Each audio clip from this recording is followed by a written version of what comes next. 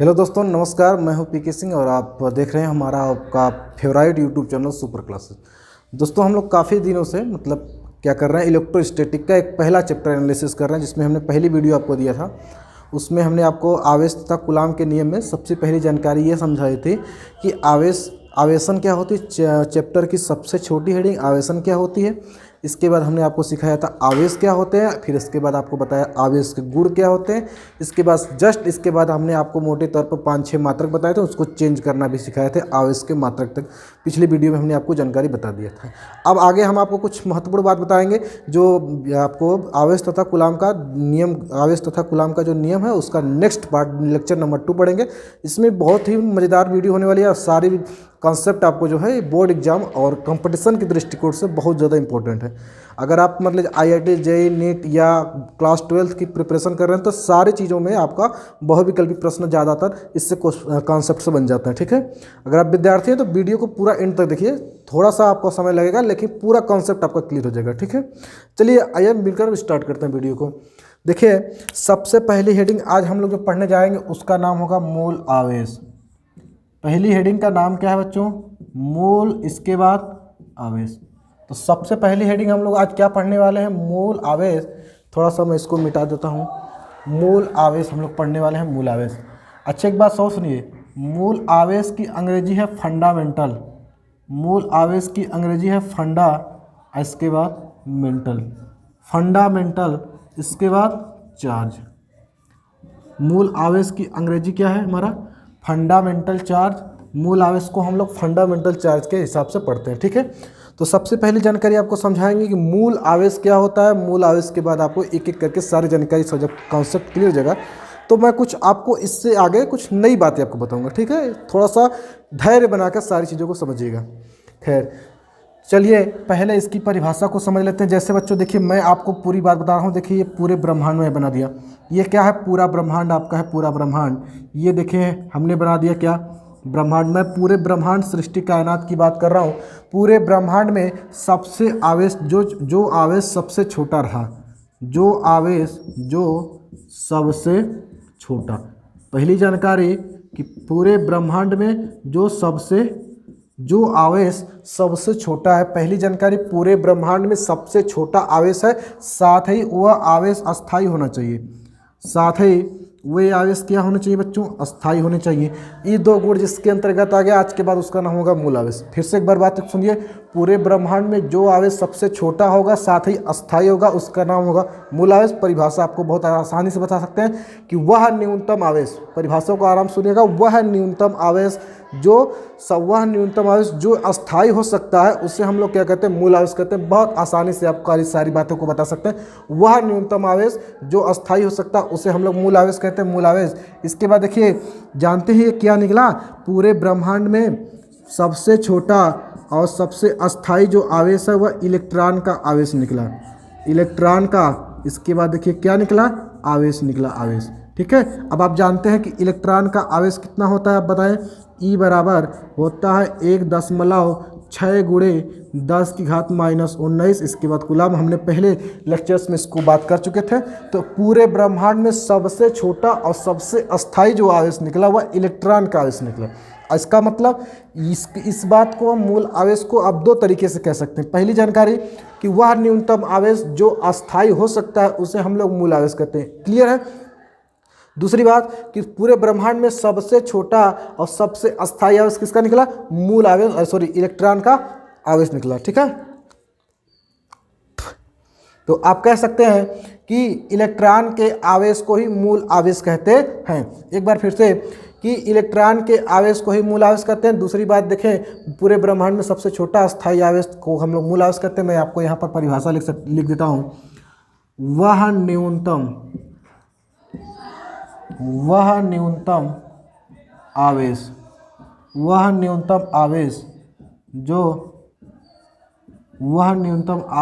जो अस्थायी हो सकता है, वह न्यूनतम आवेश जो अस्थायी हो सकता है उसे हम लोग क्या कहते हैं बच्चों? मूल आवेश कहते हैं, मूल आवेश। इसके बाद कहते हैं ये देखिए मूल आवेश हम लोग इसने क्या कर दिया, कह दिया। अब आप जानते हैं पूरे ब्रह्मांड में सबसे अस्थाई और न्यूनतम आवेश किसका निकला, इलेक्ट्रॉन का आवेश। इसका मतलब इसकी परिभाषा आप दूसरे शब्दों में दे सकते हैं, अथवा इलेक्ट्रॉन के आवेश को ही इलेक्ट्रॉन के आवेश को ही मूल आवेश कहा जाता है। मूल इसके बाद आवेश कहा जाता है। ठीक है, आसानी से आप मूल आवेश के बारे में समझ गए कि ब्रह्मांड में वह न्यूनतम आवेश जो अस्थायी हो सकता है उसे मूल आवेश कहते हैं। पूरे ब्रह्मांड में सबसे छोटा अस्थायी आवेश किसका निकला, इलेक्ट्रॉन का आवेश। आसानी से परिभाषा आप दे सकते हैं, इलेक्ट्रॉन के आवेश को ही मूल आवेश कहते हैं। उम्मीद है कि अब परिभाषा समझ में आ गई होगी। ठीक है, अब चलिए एक एक करके जानकारी को सबको रखते हैं। सबसे पहली बात, मूल आवेश को हम लोग किससे लिखते हैं, हम लोग स्मॉल ई से लिखते हैं, स्मॉल ई से। तो पहली जानकारी, इसे स्मॉल ई से लिखते हैं। पहली जानकारी है बच्चों की, इसे हम लोग मूल आवेश को किससे लिखते हैं, स्मॉल ई से लिखते हैं, स्मॉल ई से। तो आपको कभी भी मूल आवेश को लिखना हो तो किससे लिखेंगे, स्मॉल ई से लिखेंगे। दूसरी जानकारी देखिए क्या है, इलेक्ट्रॉन के आवेश का मान जो होता है, सारी दुनिया जानती है, मूल आवेश का मान होता है 1.6 गुणे 10 की घात -19, इसके बाद कूलाम। ये देखिए मैंने लिखा सी माने कूलाम, समझ गए।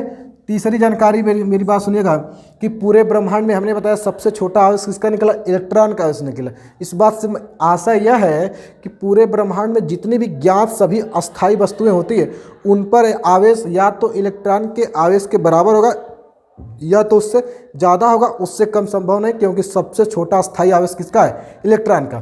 तो मैं तीसरी जानकारी आपको देता हूँ कि ज्ञात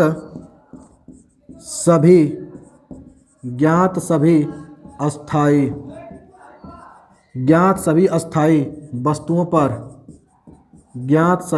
वस्तुओं पर आवेश इलेक्ट्रॉन के मूल आवेश के बराबर या इससे ज़्यादा होगा, इससे कम संभव नहीं। समझ गए।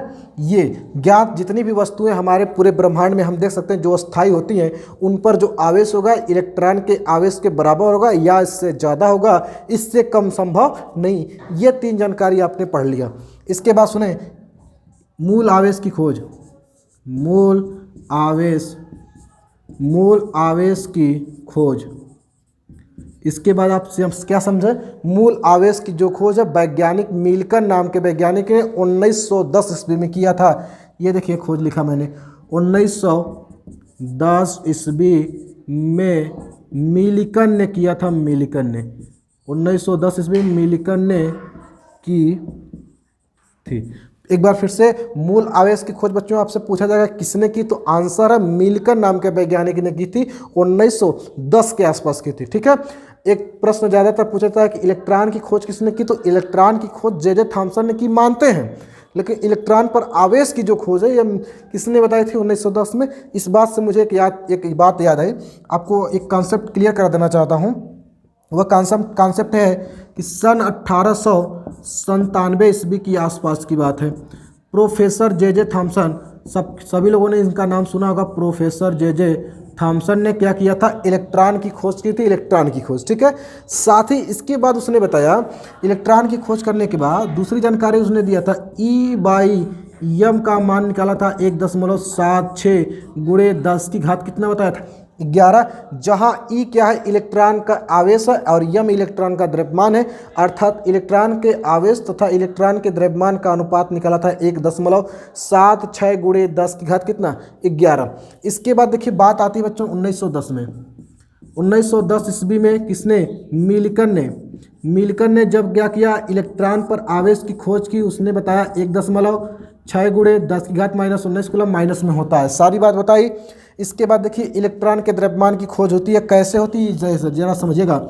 इलेक्ट्रॉन के द्रव्यमान निकाला गया, m बराबर E/m से निकाला गया। ठीक है, अब इसका मान आप जानते हैं, इलेक्ट्रॉन का आवेश 1.6 गुणे 10 की घात -19 कूलम बताया गया, और इसका मान जो है किसने बताया था, जे थॉमसन ने इसका मान निकाला था 1.76 गुणे 10 की घात कितना 11। अब देखिए यहाँ से आपने क्या किया था, यहाँ से जब आप इलेक्ट्रॉन का द्रव्यमान कैलकुलेट किया गया तो मिला 1.6 गुणे 10 की घात माइनस 19 कूलाम बटे 1.76 गुणे 10 की घात 11। जब आप इसे काट पीट के गुणा भाग करेंगे तो लगभग जो आंसर आएगा 9.1 गुणे 10 की घात माइनस 31 किलोग्राम आपकी आ जाएगा आंसर। आप 9.1 गुणे 10 की घात माइनस 31 किलोग्राम, ये आपका आंसर आ जाएगा। समझ गए? तो हमने क्या पढ़ा आज ने, हमने क्या पढ़ा, मूल आवेश और मूल आवेश से रिलेटेड कुछ छोटी मोटी जानकारी आपने पढ़ा। पूरे ब्रह्मांड में बताओ सबसे छोटा और सबसे न्यूनतम आवेश जो होगा उसका नाम होगा मूल आवेश। परिभाषा इलेक्ट्रॉन के आवेश को ही मूल आवेश कहते हैं। ठीक, मैंने परिभाषा भी लिख दिया, स्क्रीनशॉट आप लेते रहिएगा। पहली जानकारी बच्चों, हम लोग मूल आवेश को किससे लिखते हैं, स्मॉल ई से लिखते हैं। दूसरी जानकारी कि मूल आवेश पर का मान कितना होता है, 1.6 गुणे 10 घात माइनस 19 कूलम माइनस में होता है। ठीक है, इसकी बात सुनिए, पूरे ब्रह्मांड में जितनी भी ज्ञात अस्थायी वस्तुएं हैं उन वस्तुओं पर आवेश जो होगा इलेक्ट्रॉन के आवेश के बराबर होगा, या तो इससे ज़्यादा होगा, इससे कम संभव नहीं। इसके बाद मूल आवेश की जो खोज है 1910 में मिल्कर नाम के वैज्ञानिक ने की थी। इस बात के बाद हमने आपको बताया कि 1897 ईस्वी में जे थॉमसन ने इलेक्ट्रॉन की खोज की और उसने बताया इलेक्ट्रॉन पर आवेश और इलेक्ट्रॉन के द्रव्यमान का एक रेशियो निकाला, अनुपात निकाला, उसका मान 1.76 गुणे 10 घात 11। फिर इसके बाद ये बात 1910 में आई और मिल्कर नाम के वैज्ञानिक ने इलेक्ट्रॉन पर आवेश की खोज करने के बाद यहाँ से इलेक्ट्रॉन के द्रव्यमान की कैलकुलेशन हुआ। एम बराबर ई बटे ई बाई एम से ई का मान ये बताया था किसने, मिल्कर ने। ई बाई एम का मान बताया था किसने, प्रोफेसर जे थॉमसन ने। इसके बाद देखिए गणना किया गया तो पता चला कि इलेक्ट्रॉन का जो द्रव्यमान है लगभग 9.1 गुणे 10 की घात माइनस 31 किलोग्राम के आसपास होता है। ठीक है, ये जानकारी आपने मूल आवेश के बारे में समझ गई। मूल आवेश क्या होता है, मूल आवेश के बारे में छोटी मोटी जितनी भी जानकारियाँ हो बनती थी आपके कंपटीशन से रिलेटेड सारी बताई गई। ठीक है, अब मैं कोशिश करूंगा आपको कुछ आगे नई चीज़ें बताएं जिससे आपको थोड़ा सा बोर्ड एग्जाम और कंपटीशन में ज़्यादा लाभ मिले। ठीक है, ठीक है, इसको मैं थोड़ा सा मिटा देता हूँ, इसके बाद आपको आगे अगला कॉन्सेप्ट देखिए क्या हमारा है। अगला कॉन्सेप्ट है कि जब हम क्या करते हैं एक आवेशित वस्तु को एक आवेशित इसके बाद वस्तु इसके बाद को जब हम एक आवेशित वस्तु को क्या करते हैं, हम लोग जब पृथ्वी से जोड़ते हैं, जब हम एक आवेशित वस्तु को क्या करते हैं पृथ्वी से जोड़ते हैं, अर्थात इस बात को अंग्रेजी में जानते हैं क्या क्या कहा जाता है, अर्थिंग करना। पहली बात, जब हम एक आवेशित वस्तु को पृथ्वी से जोड़ते हैं तो इसको अंग्रेजी में क्या कहते हैं, अर्थिंग करना, या इसे कुछ लोग कहते हैं ग्राउंडिंग करना। इसे कुछ लोग क्या कहते हैं बच्चों, हाँ ग्राउंडिंग करना कहते हैं, ग्राउंडिंग करना। पहली जानकारी कि एक आवेशित वस्तु को हमको क्या करना है, पृथ्वी से जोड़ना है, अर्थात इसको कहते हैं अंग्रेजी में अर्थिंग करना या ग्राउंडिंग करना। अब अर्थिंग और ग्राउंडिंग में होता क्या है, ये मतलब क्या होता है, सारी बातों को एकदम हम लोग क्या करेंगे क्लियर समझेंगे। आज स्पष्ट हो जाएगा कि अर्थिंग में आखिर क्या चीज़ें होती हैं। पहली जानकारी बच्चों ये देखें, जैसे समझ लीजिए, देखिए ये कोई मान लीजिए एक वस्तु है, ये देखिए हमने गोला थोड़ा सा बढ़िया नहीं बना, आप एडजस्ट कर लीजिएगा। ये देखिए मान लीजिए एक कोई वस्तु है, इस पर देखिए कोई धन आवेश है 2 3 4 5, इसके बाद 6, इसके बाद 7, इसके बाद 8, इसके बाद 9। अगर इस वस्तु पर 9 धन आवेश है, 9 धन आवेश, इसका मतलब फौरन समझ गइए कि इस पर 9 इलेक्ट्रॉन की कमी है। एक दुनिया में ऐसी वस्तु कहीं जरूर होगी जिसको पकड़कर इससे के साथ रगड़ा गया होगा और इससे 9 इलेक्ट्रॉन निकलकर उस वस्तु पर चले गए होंगे और उस वस्तु पर 9 ऋण आवेश आ गए होंगे और इस वस्तु पर 9 धन आवेश आ गए होंगे। ठीक है, पहली बात सुने, अगर ए वस्तु पर 9 उठे धन आवेश है, इसका क्या मतलब, इसका मतलब 9 इलेक्ट्रॉन की इस पर क्या है, कमी है। अब बिना सोचे समझे आप देखिए क्या किए, इसको पृथ्वी से जोड़ दिए। ये देखिए पृथ्वी का सिंबल हम बना रहे हैं, पृथ्वी का सिंबल। आज के बाद देखिए कहीं आपको ऐसा डिजाइन देखने को मिले, तुरंत आप समझिए ये क्या है, ये आपकी माताजी है, माताजी, जिसका नाम बताइए क्या है, हाँ बच्चों पृथ्वी है, पृथ्वी। ठीक है, ये आपकी पृथ्वी का सिंबल है। अब आपने क्या किया, पृथ्वी से आवेशित वस्तु को जोड़ दिया। अब मेरी बात सुनिए, इस पर 9 इलेक्ट्रॉन की कमी है। अब सुनिए क्या होगा कि 9 इलेक्ट्रॉन पृथ्वी से निकलेंगे और कहाँ चले जाएंगे, वस्तु पर। ये 9 इलेक्ट्रॉन किस पर चले जाएंगे, वस्तु पर। अब वस्तु अब क्या हो जाएगी भाई साहब, सुनिए, वस्तु ये अब इस पर आवेश कितना निकला, 0 निकला। अब वस्तु हो जाएगी आपकी, हो जाएगी उदासीन। ये वस्तु आपकी हो गई उदासीन, न्यूट्रल हो गई। समझ में आ गई आप। एक बार फिर से, जब एक धनावेशित वस्तु को, मेरी बात फिर से, एक धनावेशित वस्तु को हम पृथ्वी से संबंधित करते हैं तो इलेक्ट्रॉन कहाँ से कहाँ निकलते हैं, ये आपका कंपटीशन का प्रश्न है। ठीक है, जब हम क्या करते हैं, एक धनावेशित वस्तु को पृथ्वी से जोड़ देते हैं तो पृथ्वी से इलेक्ट्रॉन निकलकर वस्तु पर चले जाता है, जिससे वस्तु पर क्या आ जाता है, उदासीन हो जाता है, वस्तु उदासीन हो जाता है। एक बात और, एक राज की बात है कि पृथ्वी से उतने ही इलेक्ट्रॉन निकलते हैं जितना कि इस वस्तु पर इलेक्ट्रॉन की कमी होगी। ये बात आपको कोई, मान लीजिए एक क्या है आपकी, एक ये वस्तु है, इस पर अगर आपने समझ लिया इस पर 9 धनावेश है, इसका मतलब यह हुआ कि इस पर 9 इलेक्ट्रॉन की कमी है। जब आप बिना सोचे समझे इसे आप पृथ्वी से जोड़ देंगे तो 9 इलेक्ट्रॉन पृथ्वी से निकलकर वस्तु पर चले जाएंगे। एक प्रश्न आपका है, ठीक है, कंपटीशन में अक्सर बार पूछा जाता है कि जब आप एक धनावेशित वस्तु को पृथ्वी से संबंधित करते हैं तो इलेक्ट्रॉन कहाँ से निकलकर कहाँ जाते हैं। आंसर एक लाइन में है कि पृथ्वी से निकलकर वस्तु पर जाते हैं, जैसे जिससे के कारण वस्तु क्या हो जाती है, उदासीन हो जाती है। एक बार फिर से, जब आप धनावेशित वस्तु को पृथ्वी से जोड़ेंगे तो इलेक्ट्रॉन पृथ्वी से निकलेंगे और वस्तु पर जाएंगे, जिससे वस्तु क्या हो जाएगी, धनावेशित। दूसरी जानकारी, पृथ्वी से उतने ही इलेक्ट्रॉन निकलेंगे जितना कि वस्तु पर कमी होगी, जितना धन आवेश होगा उतना ही जाएंगे। समझ गए। इसका मतलब माता जी हमारे जो हैं बहुत समझदार हैं, बहुत समझदार हैं। ठीक है, अगला कॉन्सेप्ट, अगर आपने हमसे यह प्रश्न पूछा कि अगर सर जी ये वस्तु अगर ऋणावेशित है, अगर ये वस्तु क्या है, ऋणावेशित, 1 2 3 4 5 6 7 8, इसके बाद 9, इसके बाद 10, हमने मान लिया 10 ऋणावेशित है, 10 ऋणावेशित ये वस्तु, तब क्या होगा इस कंडीशन में, एक प्रश्न है। ठीक है, ये भी प्रश्न अक्सर आपसे एग्जाम में पूछा जाता है, बहुविकल्पी प्रश्न। ठीक है, जब ए बी वस्तु जो है इस पर 10 क्या है, 10 जो है ऋण आवेश है, इसका क्या मतलब होता है, फौरन आप समझ जाइए कि इस पर 10 इलेक्ट्रॉन की अधिकता है। अगर 10 इलेक्ट्रॉन की जब बच्चों अधिकता है, इसका मतलब दुनिया में ऐसी वस्तु जरूर होगी जिसको इसके साथ पकड़ के रगड़ा गया होगा, और रगड़ने से क्या होगा, उस वस्तु से इलेक्ट्रॉन निकलकर इस वस्तु पर आए होंगे, जिससे 10 क्या है, ऋण आवेश, और उस पर 10 क्या होंगे, धन आवेश होंगे। ये पिछले लेक्चर के कॉन्सेप्ट पर आपने समझा। अब देखिए हमने क्या किया, इसको क्या किया, बिना सोचे समझे, ये देखिए ये थोड़ा सा हमने क्या किया, इसको हमने पृथ्वी से जोड़ दिया। ये देखिए पृथ्वी है, पृथ्वी, ये आपकी पृथ्वी है, पृथ्वी। अब इसको हमने क्या किया, पृथ्वी से, इसको हमने पृथ्वी से जोड़ दिया। जब हम इसको पृथ्वी से जोड़ेंगे, अब देखिए क्या है, इस पर 9 इलेक्ट्रॉन की अधिकता है, तो सॉरी 10 इलेक्ट्रॉन की अधिकता है, तो इससे 10 इलेक्ट्रॉन निकलेंगे। यही कॉन्सेप्ट आपको समझना है। वस्तु से 10 इलेक्ट्रॉन निकलेंगे और पृथ्वी पर चले जाएंगे, ये कॉन्सेप्ट है। इतनी बात को आपको समझना है। अब मैं इतनी बात आपको समझाने के बाद एक प्रश्न आपसे पूछता हूं कि अगर एक ऋणावेशित वस्तु को हम पृथ्वी से जोड़ देते हैं तो वस्तु कहां से, इलेक्ट्रॉन कहां से कहां निकलते, तो आंसर है, जब ऋणावेशित वस्तु को पृथ्वी से जोड़ा जाता है तो इलेक्ट्रॉन जो होते हैं ऋण आवेशित वस्तु से पृथ्वी पर चले जाते हैं। कारण क्या है, कारण कि वस्तु पर इलेक्ट्रॉन की अधिकता है। ठीक है, एक जानकारी मैं आपको और देना चाहता हूं यहाँ पर कि अगर देखिए पृथ्वी है, पृथ्वी के बारे में कुछ जानकारी आपको थोड़ा सा ले लेना है, इसके बाद आपको आगे बढ़ाएंगे। ये देखिए मान लीजिए पृथ्वी है, पृथ्वी, ये आपकी क्या है, ये देखिए आपका, इसका नाम क्या है, पृथ्वी।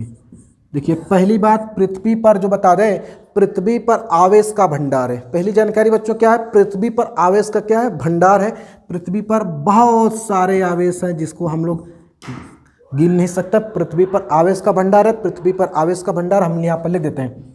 ठीक है, पृथ्वी पर आवेश, पृथ्वी पर आवेश का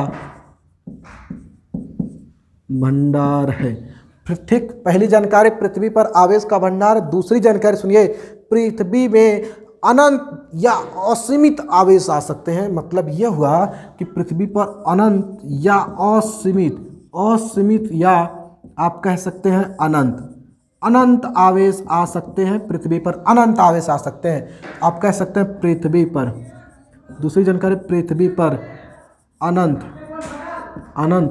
या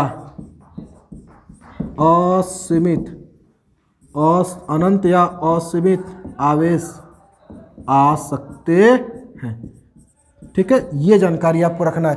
पृथ्वी पर आवेश का भंडार है और पृथ्वी पर अनंत या असीमित आवेश आ सकते हैं, ये जानकारी आपको रखना है। ठीक है, इसके साथ दूसरी जानकारी, अगर धनावेशित वस्तु है पृथ्वी से जोड़ते हैं, पृथ्वी से इलेक्ट्रॉन निकलकर वस्तु पर चले जाएंगे, जिससे वस्तु क्या हो जाएगी, उदासीन। ये देखें, अब वस्तु क्या हो गई, उदासीन। इस पर आवेश का मात्रा कितना हो गया, 0। अब इस पर देखिए ये वस्तु क्या हो गई, उदासीन हो गई, ये वस्तु आपकी उदासीन हो गई। ठीक है, अब मैं सारे बात को एक शब्दों में कह देना चाहता हूं। अगर एक आवेशित वस्तु को आप क्या करते हैं, पृथ्वी से जोड़ते हैं, वस्तु क्या हो जाएगी, उदासीन होगी। यह प्रश्न आपका बोर्ड एग्जाम का है। एक आवेशित वस्तु को जब हम पृथ्वी से जोड़ते हैं तो होता क्या बच्चों, जब एक आवेशित वस्तु को पृथ्वी से जोड़ेंगे, वस्तु जो होगी, आवेशित जो वस्तु जो होगी वह क्या हो जाएगी, उदासीन हो जाएगी। बस इसी कॉन्सेप्ट मैं आपको समझा रहा हूँ। एक आवेशित वस्तु को पृथ्वी से जोड़ना और वस्तु का उदासीन हो जाना, ये किस प्रकार की होती है, मैं अंदर की सारी जानकारी आपको बता दिया। ठीक है, ये कॉन्सेप्ट आज के लिए बस इतना ही। आगे ले लेक्चर्स में मैं आपको बताऊंगा इसको आवेशित करने के ढंग, किसी वस्तु को हम लोग कितने प्रकार से आवेशित कर सकते हैं। तो अगला वीडियो और अगला लेक्चर्स जो होगा बहुत मज़ेदार होने वाला है, इसलिए आज ही चैनल को सब्सक्राइब करके बेल आइकन प्रेस करके चैनल पर बने रहिए। आगे जो है आपको हम आगे जो है डेली बाय डेली क्लास आपके टोटली फिजिक्स पर यूट्यूब पर फ्री ऑफ कास्ट जो है टोटल बताएंगे। ठीक है, धन्यवाद।